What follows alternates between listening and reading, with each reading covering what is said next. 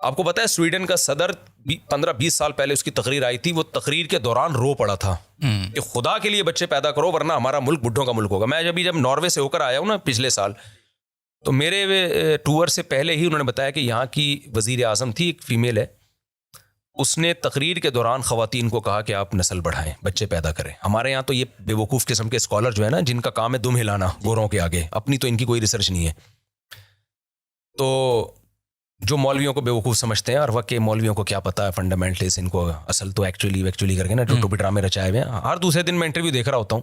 ابھی میں امریکہ گیا, وہاں میں نے بوڑھوں کا حال دیکھا, بیچارے بڈھے گھروں میں. اور ادھر ہمارے ایک اسکالر کا نا, ڈاکٹر کے ایک پوڈ کاسٹ چل رہی ہے, دیکھیے ایکچولی عورت بچے پیدا کرنے کی مشین نہیں ہے, اور عورت کو آپریشن کے بجائے مردوں کی نسبندی پہ زور لگانا چاہیے ہمیں زیادہ.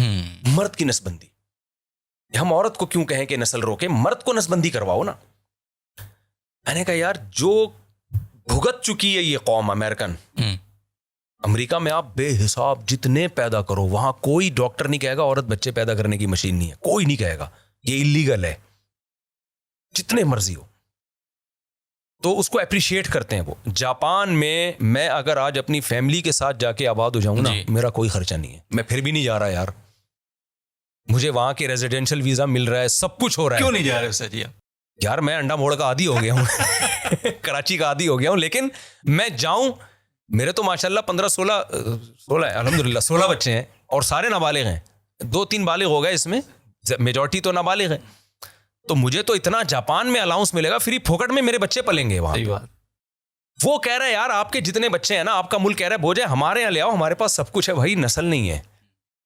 آسٹریلیا میں, ناروے میں ایک بچے پر جو اس وقت 1.5 سال پہلے جو پیسے مل رہے تھے وہ پاکستانی 20 لاکھ روپے بنتے تھے. تو وہاں کی وزیر اعظم نے اعلان کیا, خواتین کو کہا بچے پیدا کریں. خواتین نے احتجاج کیا. آپ کون ہوتی ہے ہمیں مشورہ دینے, ہماری پرسنل. کیونکہ آپ جب ایک مائنڈ سیٹ کر دیا نا کہ یہ صحت کے لیے نقصان دہ, اولاد گفٹ نہیں ہے, تو وہ ذہن ان کا بن چکا ہے. اب آپ ان کو 1 کروڑ روپے دے, وہ کہیں کتا صحیح ہے بھائی, بچہ صحیح نہیں ہے. تو جب دماغ بن گیا تو پھر یہ حشر ہونا تھا, جو کہ ہو گیا ہے. ہمارے ماہرین کو کچھ عقل سے کام لینا چاہیے کہ یار جو وہ بھگت کے, اب ان میں عقل مندی ہے کہ انہوں نے جب دیکھ لیا کہ یہ بھیانک نتائج نکل رہے ہیں اس واپس آ رہے ہیں, تو اب وہ واپس آ رہے ہیں. لیکن آ نہیں پا رہے ہیں. وہ ہو سکتا ہے آ جائیں. جی وہاں ابھی بہت زیادہ اس کو بہت زیادہ میڈیا پہ اور اس پہ لایا جا رہا ہے.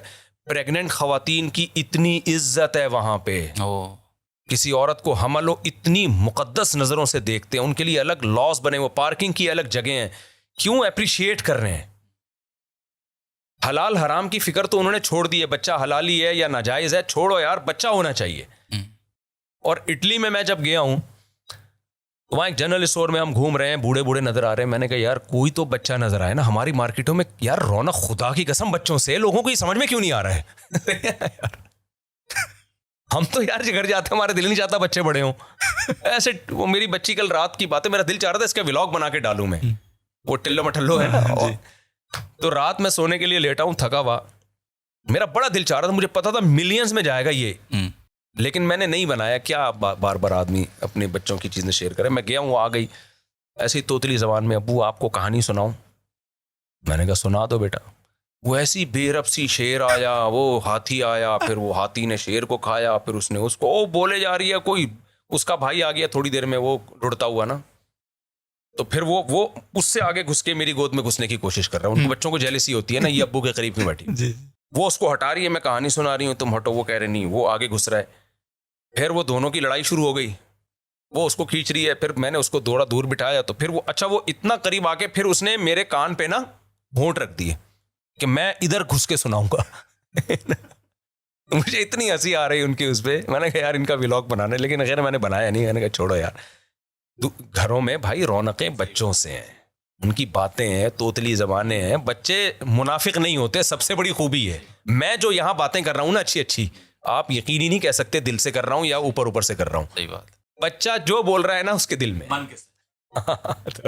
وہ بچے نے پیشاب کر دیا تو وہ کہہ رہی ہے کہ یہ اس کا, بچے شکایتیں بھی بہت لگا اپنی شو کے لیے نا, تاکہ ہماری عزت بڑھے. اس کا یہ واش روم میں جاتے ہی نہیں ہے. میں نے کہا آپ جاتی ہو واش روم میں تو جاتی ہوں. یہ کبھی بھی نہیں بتاتا. تو میں نے کہا یہ پیشاب کر کے غلطی کی ہے اس نے, آپ غیبتیں کر کے غلطی کر رہی ہو. تو خیر گھروں کی رونق ہے بھائی. عید بقرعید جتنی بھی آپ کے تہوار ہیں, آپ کی خوشیاں ہیں, وہ بچوں کے ساتھ ہیں. صحیح بات ہے. میں بار بار کہتا ہوں, آپ بچوں کو خدا کی قسم نہیں پالتے, بچے ماں باپ کو پالتے ہیں. ماں باپ بہت اچھے سے پل جاتے ہیں, ورنہ یہ لڑ کے ویسے ایک دوسرے کو مارتے ہیں. صحیح بات.